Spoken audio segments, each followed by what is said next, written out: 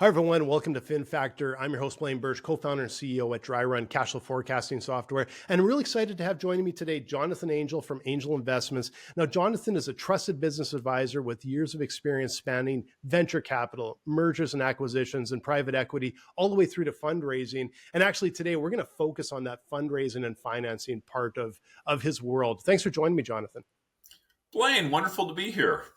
Now, I know we've known each other for quite a while, and even before the show here, we were chatting and started to get down a path on all of these different options that you see for businesses to be able to raise new rounds of financing to fund their business. And there's a lot of ways that are a little bit more innovative than just the straight, let's go to the bank and ask them and get turned down. So I want to dive into a little bit of that.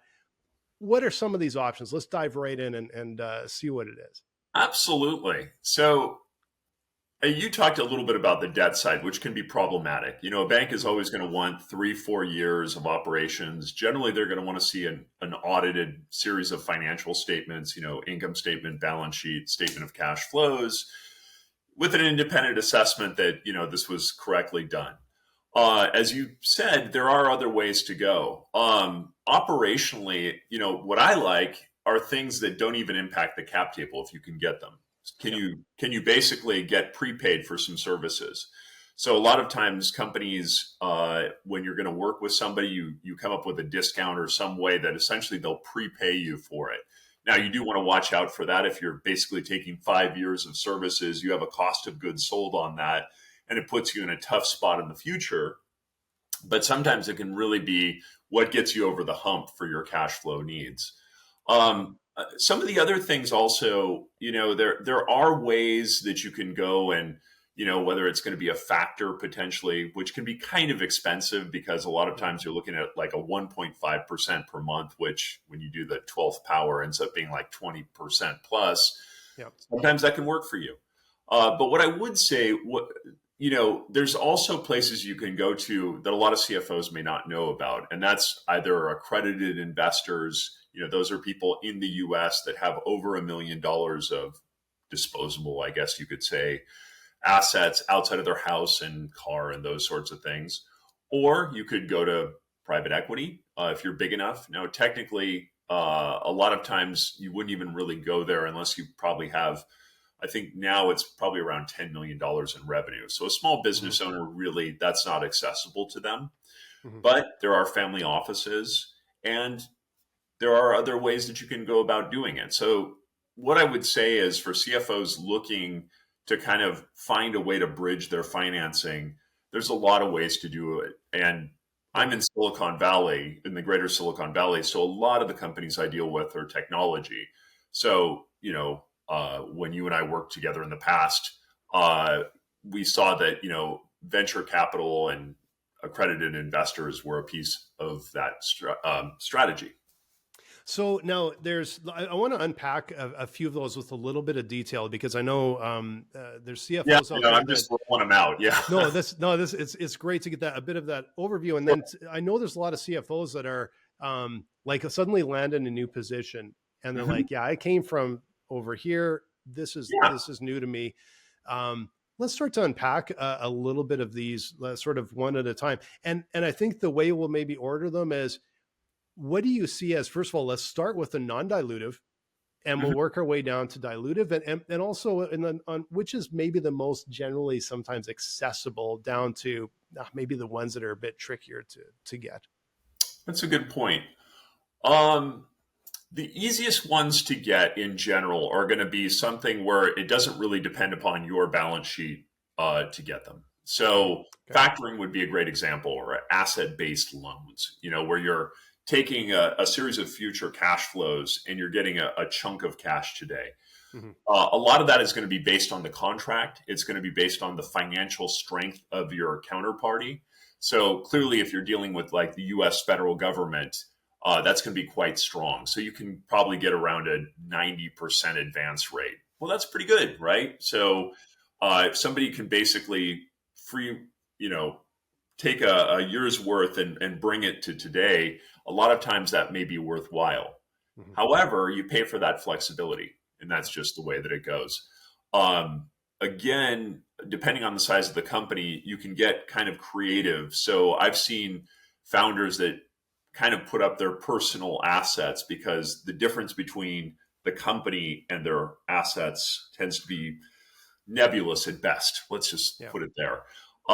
If you're a more formal corporation, I probably would look into, now again, a formal corporation, I do think of it as being around for a while, having some sort of financial statements. Typically, let's say that even if you'd had a bad year, in general, you've shown a positive EBITDA and ways to pay back interest as well as the principal. So kind of, that factoring, asset-based lending, then I kind of put banks probably would be where I would go. There are ways also, again, depending on the network of the CFO and who they're working with, to go to high net worth individuals or funds. The high net worth individual, again, can be different depending on what your network is. If you start getting into the formal piece like family offices, again, every family office is different, but there's a formality to a family office. Whereas if you have a network of individuals, even if they syndicate together to kind of do a deal, you can kind of make it happen. That also gets hard because a lot of times it's very hard to have that level of trust and knowledge of these groups.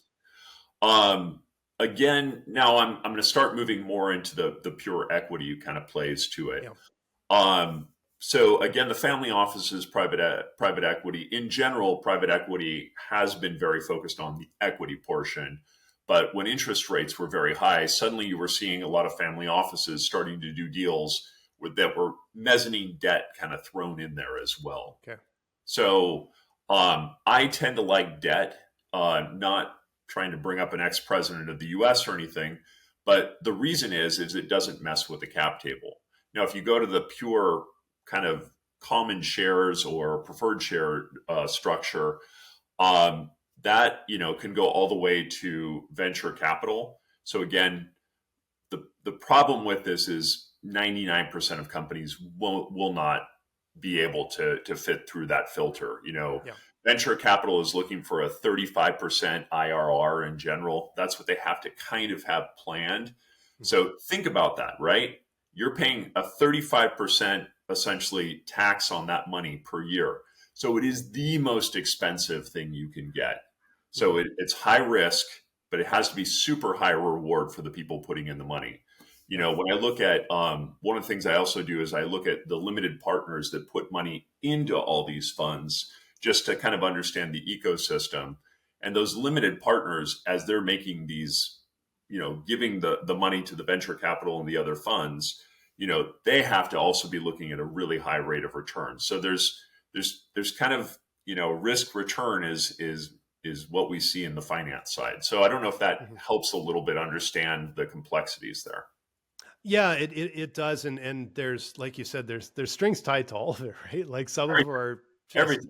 so difficult. And I do want to actually dive in. I'm going to go just a tiny bit off the track here, because I think a couple of months ago we were having a conversation and we were talking a little bit about partnerships. And when you mentioned sort of just the word partnerships, also it popped to the front of my mind is that maybe some of these businesses could have some potential in maybe a limited investment, or even taking steps towards an acquisition that they maybe haven't looked at from a partner. And maybe you can speak to that a little bit. Yeah. So one of the things, a large part of my career really started in the M&A space. The first real job I had coming out of college probably was a little stretch for what I had talent wise, but I was a plant manager and I did that at like the age of 25. That company got sold to a large multinational, and it was kind of a disastrous M&A because you had a small scrappy company that was acquired by a Fortune 500. And so the culture clash almost immediately was big. All the things that made the company really good to work for and even financially viable were taken away by this acquisition. So their cost of goods sold for the product that we were making was like $10. And then the large multinational corporation wanted to use one of their streams where that went up to like $50. So like, Ooh. this was like a product, right? And so I've been very aware of when things don't work. And Yeah. so I'm always, my antenna are always kind of out, Blaine, for that Yeah. sort of thing. And so if you are looking for a partnership or you're looking for an M&A, it's always good to have a discussion on these things. And what I mean by that is you should be talking to people in your network who can be helpful to you. Think of it as outreach or what have you. Um, Almost no M&As happen because somebody just basically goes and grabs something. There is a saying in the M&A field that companies are bought, not sold.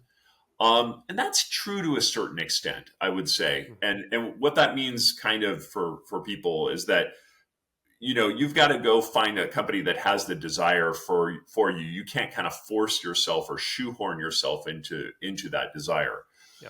Um, that's both true and not true, because as you have conversations with people, you actually expand your network in such a way that, let's say it starts with a buying relationship.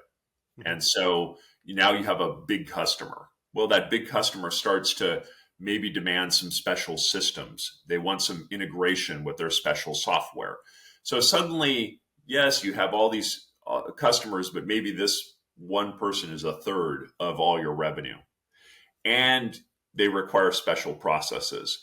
And, as you unify, it just makes sense that they would say, why don't we just take you over, because maybe your product or service is something that's synergistic with what we do. Mhm. And additionally, maybe we have a client base that we can upcharge, upsell, right? Whatever we want to say. So I always try to get people, Blaine, to have these conversations, because I think it's hygiene. You Yeah. really should be looking at the people. You should be looking at your competitors too. I mean, you really should. You shouldn't be afraid to go talk to a competitor. And that's probably a little bit of the Silicon Valley in me. One of the main things when I first came to Silicon Valley that really stuck in my mind, I got recruited down here, and I was from Oregon. I never heard this before, not in the same way. Mhm. But I was going to like Apple and Amazon and all these kind of meetings, and people kept saying, "How can I help you?" And we're competitors. I'm working for Philips, and we're in this field of, it's cutthroat competition, and people just kind of cut through it. They're just like, well, yeah, our companies may be doing stuff up here, but you and I can have a relationship. And so I just realized the value of getting a network, talking to people, Yeah. not closing doors. So my recommendation is always, if you're any kind of company, anywhere within, at whatever layer, you don't have to be the CFO, you could be an accountant, you could be anybody, you should be thinking about, how can my network kind of help the business, because that helps me too. And Yeah. so I think that you just really need to be aware, if you're a company and you're in a position where you want something, we learn this as children. We don't ask for something, we offer something.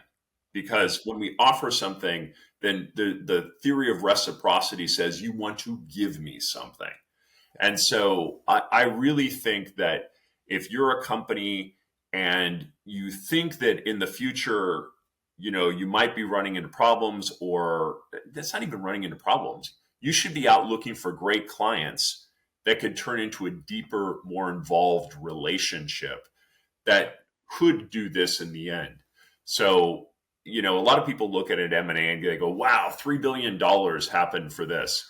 If you go into the details of that, those people knew each other and did business over a number of years. And because any kind of acquisition of a company, that's the end point that a lot of people see. Yeah. A lot of people I talk to are like, oh boy, I saw $1 billion or whatever.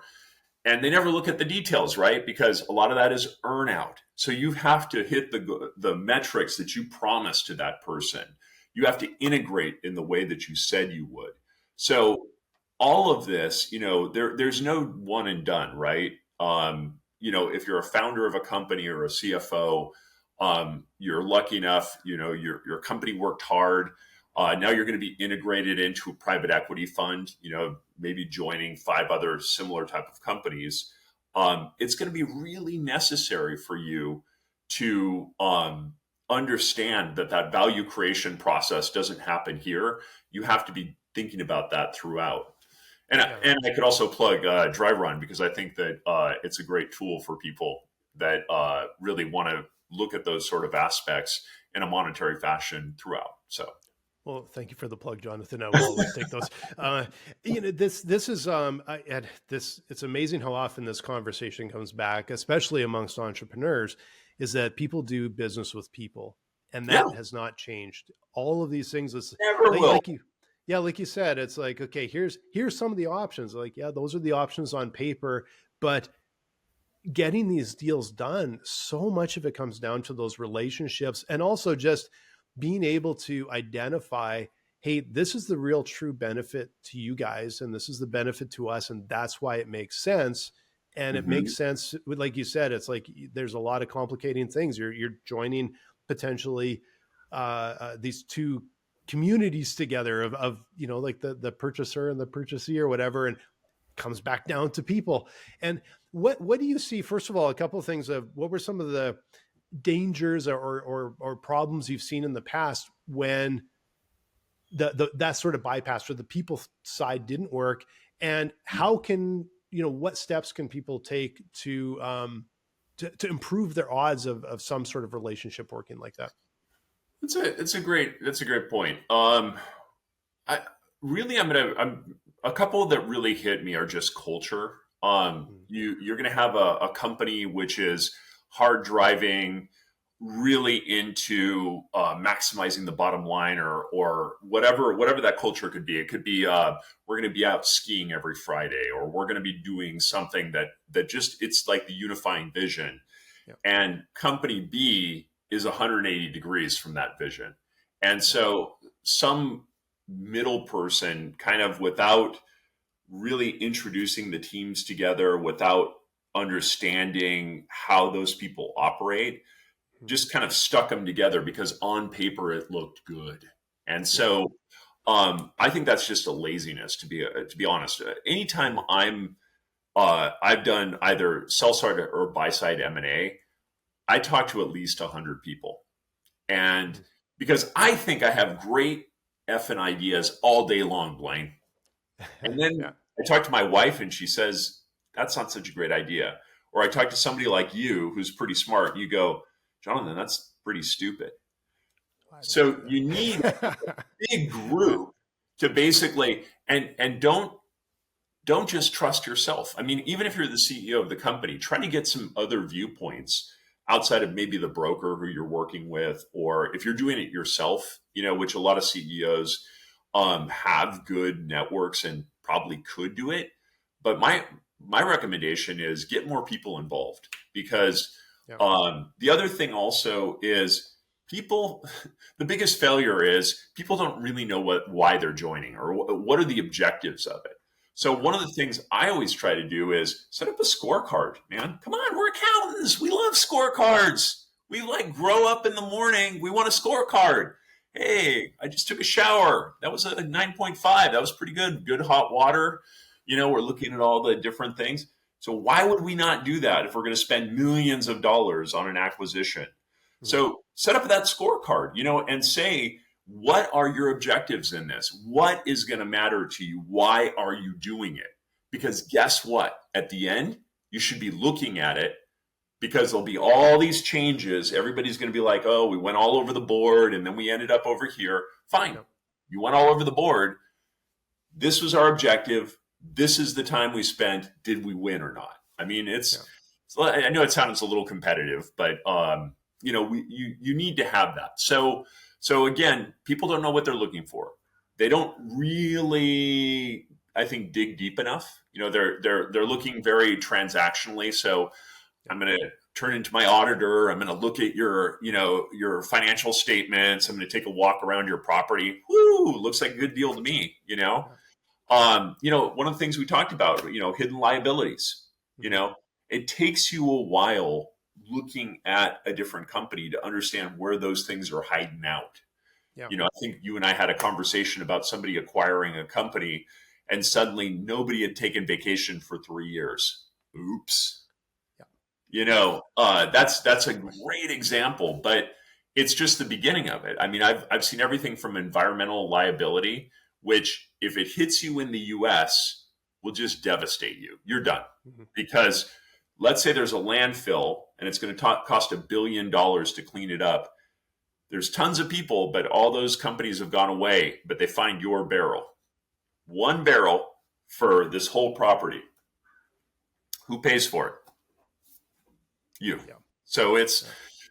so like really figuring out what you want, having a process around it, having people, talking to a lot of people, because a lot of times you don't want to just fall in love, right? I would use the example, if you're married, you probably dated some people beforehand. That's a good thing. Then you're ready for that marriage. And so those are some things that I think that if you don't do, and I've got the scars to prove it, man. I've been there, and I've made every error, throughout the years. I'm, at this stage of my life, with enough years of experience, yeah, I think, and I can give examples of where it went sideways on each one of those examples. Well, and the thing that it sort of highlights to me is, like you said, when it's on paper, it might look good, but there's the success of the deal, like after the fact. Yes. But really tied to it is also the success of actually getting the deal. So it's like there's no excuse for not understanding all of this and talking with everybody, because it can trip you up in both places, right? Yeah. One of the things that I think a lot of business owners, a lot of CFOs, everyone in business, like, we love to stand on the fact that I'm a CPA and that really means something because when I say it, it's the truth. Mm-hmm. Most people don't care about that. I mean, sure, if I'm an auditor, you got to have that comma CPA afterwards, right? Yeah. But in most areas of our life, if you're a lawyer, if you had training as a lawyer or an accountant, like, people don't really care. Yeah. What people care about, Blaine, is they care about storytelling. So I think one of the areas that both will motivate teams, get you to the finish line, get you what you want with other people, is to have a story. Mm-hmm. Get excited about what you offer. Get excited about what there is. Join those two together. Don't let the story and the excitement overcome what it is you're looking for. So again, we got that sheet of paper, right? Got the mm-hmm. kind of Bible we can go back to. Yep, check number 4. Yep, we're right on there. Mm-hmm. But I truly think that for the number one thing, and I work with a lot of CFOs in different industries, and the most effective ones are the ones that can tell stories, because those grab me, right? Mm-hmm. Our EBITDA was 20% extra this month compared to last week, and I really feel that we have a high potential. I mean, come on, nobody wants to hear that, right? Yeah. But if you can talk about why those numbers matter and why they're important, that audience is infinite. Yeah. We eat it up as people. We consume stories. That's what we do. If you're on your phone or you see your kids, what are they doing? They're filling their heads with stories and videos and all that sort of thing. So as you talk about this, I really do hope a lot of people, whether you're looking for financing, whether you're looking for a deal or joint venture or anything, have that joy for what it is that you do, and go talk to people. Because the truth is, it's very hard to do everything yourself. Sure, we might have the business version of Warren Buffett that's going to go through all the numbers himself with no help. And I'm not sure I'm completely buying it, because I bet Warren Buffett has some people preparing him some numbers, right? Yeah.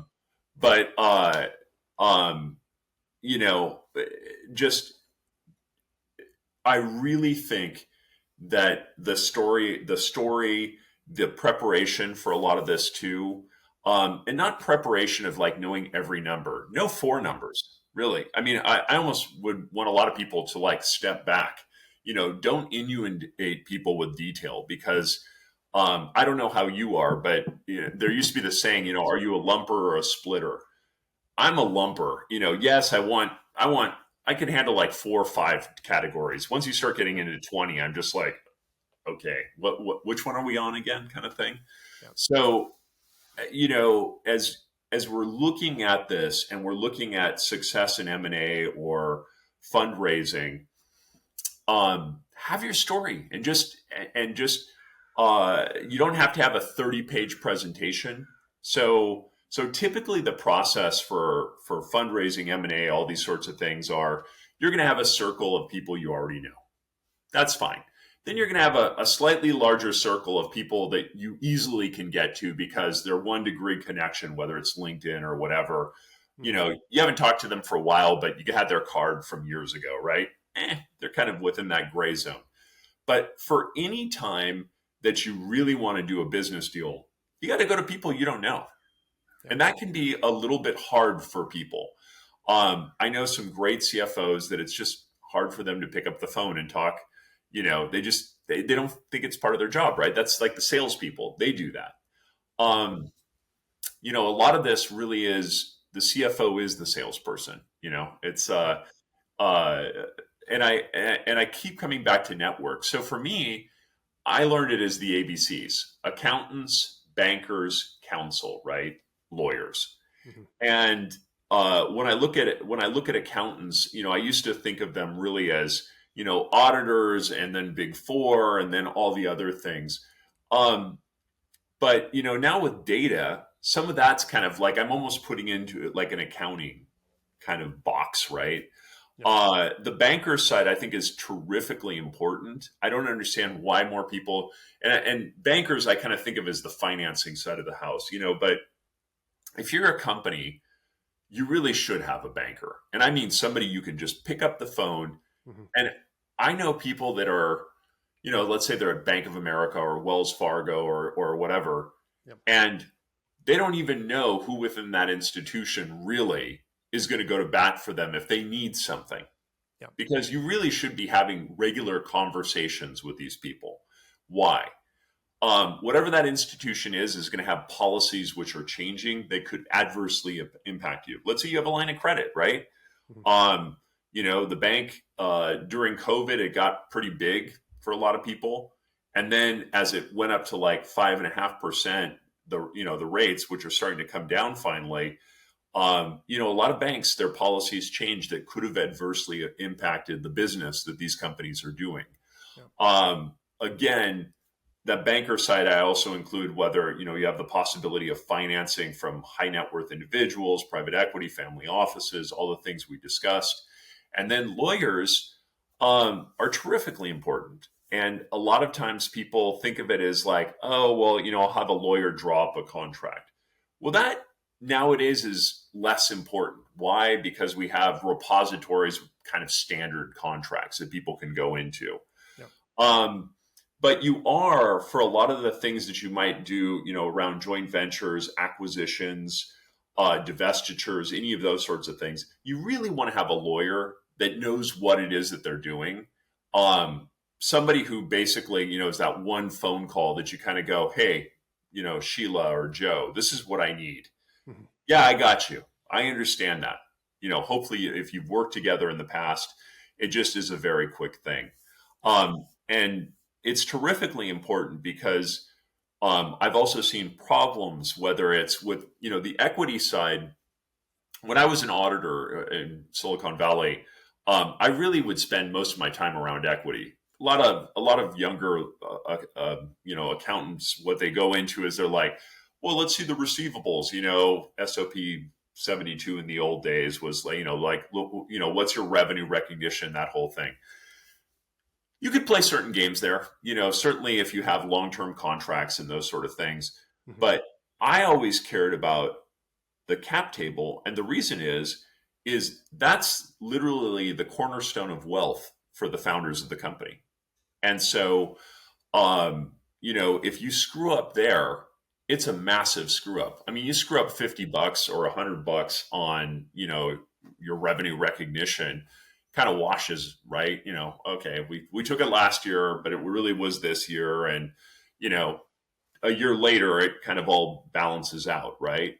But you start getting into those cap table things where you start having things like, preferred shares, you know, um, preferential treatment in a way where liquidity preferences come in that you didn't have a good lawyer take a look at, or just somebody who would say, did you mean to have a 3x liquidity preference and have it participating to the point where your investor who came in is not only eating their regular meal, they're going in for seconds. And then as the liquidity piece happens, they're taking 3 times their money off the table. Did you mean to do that? Because that's a really rich deal for them, not for you.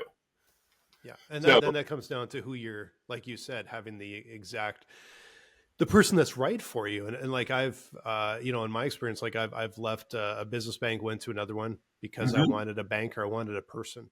It didn't that's have right. anything to do with the bank. And I moved from one lawyer to another one that, again, like I sort of made sure I found a recommendation because I needed someone that knew our domain. First guy was fine, but not our domain. And so it's been really, really helpful to us to have those experts. Like you said, I can pick up the phone. I know exactly who I'm talking to, and I can get them. Give them a plug. Who's the banker? Where did you guys move to? I'm kind of curious. Well, we moved to RBC. I won't say, I don't want to throw under the bus the other bank. But that's what I'm saying. RBC, Royal Bank of Canada. Royal Bank of Canada. I've worked with them for years. They're great. They've been great. They have for us, especially because they have a technology group and they have people that are in our province and down east and all that I can get on the phone and they can. And I was going to say, they actually get on the phone when you have an issue. And so I love that sort of thing. So give us the lawyer too. This is a good plug for them or their firm. And so we had moved to Kingsgate again, just up here in Edmonton. And again, they know the sort of technology space and investment space and all of that really quite well. And and my original lawyer there, he actually became a judge and moved on. But now I've got a new lawyer there that is awesome. And I just literally a few weeks ago, I just picked up the phone, I had a quick question for him. And it was, again, I know I could just pick up the phone and have someone that can help me because they know my domain. It's not, you're just trying to find someone that knows your area and can actually give you a little bit of help there. I wanted to, because I know like we've covered a lot of really great stuff here, but I think that before we sort of end it, what I wanted to do is just take a few minutes here to go into a little bit of like the Coles Notes version. If I'm a CFO, I've just joined maybe a business that is an area I'm not as familiar with, and they're like, we got to raise some funds. Little bit of and I know this is a very much a generalization, but what is kind of like a family office versus a high net worth individual versus a private equity versus VC? What would they likely sort of be looking for? Because then as a company, I can say, okay, this might be more of a fit for us versus over here. Yeah.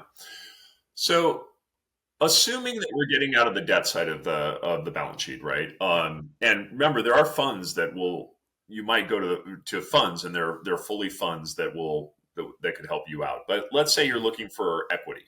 For some reason you need more equity on the balance sheet.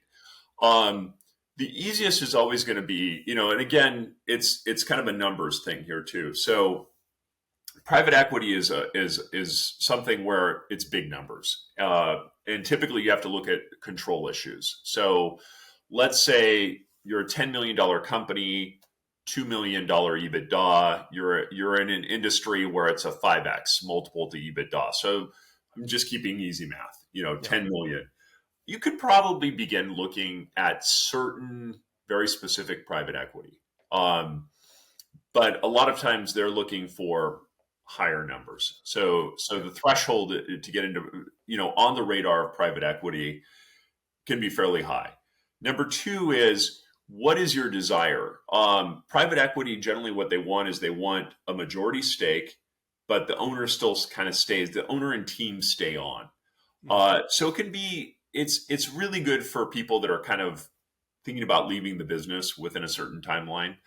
Some of the numbers in the US is we have about $10 trillion of businesses changing hands that are expected from the boomers. They're still working, and it's going to go they expect the next 10 years basically is going to be just a deluge of companies. Mm. So a lot of companies are being acquired. A lot of sellers, not so many buyers out there. Okay. But if you're a company and let's say the management team wants to stick around, right? They're not looking for the exit right now. They're just looking for growth capital. So an accredited investor is probably your easiest way, but it's hard to get the numbers, right? So if somebody's worth $1 million, they can't put $1 million into your project Yeah. because they have other financial commitments. So typically nobody is going to put in over like 5%. So maybe you might be looking at getting 50 grand. So, okay, how many people are you going to have to reach out to? That's where this comes in. So you do the math. So you're looking for $2 million. Everyone is 50. Well, now we got 40 people, we're sitting around with. Yeah. So, and then it gets a little unwieldy, right? So Yeah. then what vehicle are you going to use? In the old days, Angel List used to be a pretty good tool that you could use. I don't think that I can give it quite the recommendation that I would have like 8 years ago. So a lot of times people will do something like an LLC. So essentially they'll put shares into it. Then all the investors get a piece of the LLC. That way you're not running into problems if you have hundreds of different investors for some syndicate that you did. Mhm. Um, Now, if you can get into a family office, family offices are come in every variety under the sun. They're literally usually some wealthy person in the past or still living, made a lot of money. And so now they have kind of semi-professional guidance. And I really mean semi-professional because some I've seen are up there with Goldman Sachs. I mean, they're spot on. And I've seen literally the guy in the bathrobe who listens to your pitch in the kitchen and writes you a check right there. So, Yeah. and the variety of family office, there used to be a saying that the middle market, lower middle market, where a lot of this action is happening that we're talking about, is the bazaar, Bazaar, of the bizarre, Bizarre. And so family offices really fit that bill. Mm. Just everyone's different. But there are ways you can network with them. So the Family Office Association of America and others that I've spoken to in the past. So then you get into things like hedge funds. Typically, those would be for public companies, or if you're going to go public quite soon. So that might be an opportunity as well. Yeah. What I would say is, depending on the size and complexity of the deal, what you're trying to do, I always like to think of it, there's lots of ways to skin a cat. And, every company is different. So you really should be looking for a type of money that best suits you. Again, I'm very biased towards sales revenue. I love it. Even if you have to give it discount or if you're dealing with a big company and you have a needed item or software or something, a lot of times they'll do business. Oh, you're going to give us a 10% discount or 20% discount. We can see about prepaying you for 3 years based on that. That's Yeah. if you can do it. And again, what's the strength of your relationship? What is the sales like? How competitive are you? If you're doing something that like they can't kind of get around, they're always willing to talk about that kind of stuff. And Yeah. then, we can always talk about, the banker debt side of the equation. I do like to mix, I got to be honest. One of the things that Silicon Valley has come up with, which is venture debt. It's a slightly different item. It's very much a mezzanine type of debt. And so they know it's a high risk loan. So what they do is they go for warrant coverage. And warrant is a fancy word of saying options for your own company, basically. Mm. So the difference between an option and a warrant is there's options trading. There's no warrant trading because it's just a company basically giving options to their own stock. But venture debt is one of those things where you get actual debt, and instead of having a massive interest rate as it would if it were just a regular debt covenant, what you instead do is you give some options to sweeten it and reduce the interest rate. But there's a Mm. lot of ways to do things that are kind of like that. And so if you're a company, and it also depends where you're at. And so Mm. one of the companies I'm working with right now, I have like 4 term sheets for them. And they're the best term sheets they're going to get because of the position they're in. We've gone to talk to every bank. We've talked to every medium-sized bank, big bank, medium-sized bank, best lenders, best, hard loans, best asset-based lending, factoring. They're getting the best that they're going to be able to get in their financial situation. Yep. But from that, the better you're doing, the more options you're going to have. And so I think it's just really important for a CFO to think, you want to look at every option. There's just no other way to put it, because a lot of times, going to the bank seems like the best alternative. And if you can get it, it's great. If you can get essentially a 5% interest loan, no bullet terms where you have to pay it all back at once, no balloon payments or anything like that. 9 times out of 10, it may be the best you can get. But one of the things, like you saw with RBC, is you want to have that relationship with somebody who can kind of walk you through that for the bank. And generally, bankers won't really get crazy or think of alternatives, but a lot of times they can say, well, our bank can't do that, right? So then you try to find something different. So, I think this has been a really terrific kind of overview. I think the other thing that becomes a bit apparent, if you're a CFO and you're in a company and you're looking at, okay, we've got to, here's some of the paths we might want to take. There's also the opportunity to say, okay, I kind of have a bit of an idea, and I need someone like you, Jonathan, to help me through it. Yeah, how do they get in touch with you? Thing. Yeah, so it's funny because my background is I'm one of the few Americans that grew up in like 6 different countries when I was younger, and so I've always been a fan of entrepreneurs. I remember drinking Coca-Cola in Guatemala and thinking, wow, this is cold the same way it is in Mexico and in Texas and in Oregon when I'm back there. And so what I'm saying is I love the game. I love this. So if anybody has any questions, just reach out. Love to talk with people about, solving problems around finance. It's so much fun. It's, and I think it can be really helpful for people just to have a different set of eyes. We're thinking about doing this. Yeah. So do you want me to plug like website, my email, or aren't you going to give that out? Or I will put I'll put your LinkedIn, your website, everything in the show notes. And but yeah, people can you're easy to track down. Jonathon Angell on LinkedIn, 2 L's. That's the only tricky part is 2 L's. With no strange pronunciation. It's funny because a lot of people are like, Angelo, what is that? But anyway, just if anybody has any questions, I just really would love people to reach out. It's something, I love conversations. I love just meeting new people. So for me, it's one of those things where, if I can talk to an entrepreneur or somebody who has an issue around the financing side of the world, love to have those conversations.